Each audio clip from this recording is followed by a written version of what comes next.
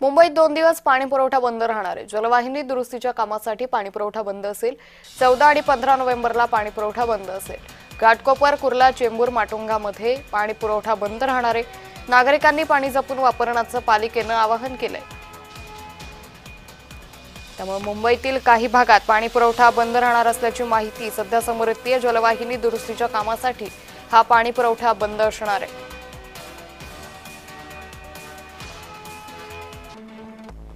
तर या भागात पाणी पुरवठा बंद असेल। मुंबई एन, घाटकोपर, विद्याविहार, पंतनगर मध्ये पाणी पुरवठा बंद असेल।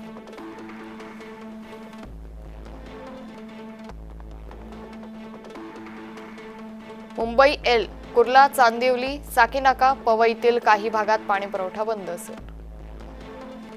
मुंबई एम पश्चिम, चेंबूर, माहुल, घाटला, लालवाडी, रामटेकडी, सिद्धार्थ कॉलनी, कोकण नगर, देवनार मध्ये पाणी पुरवठा बंद असेल।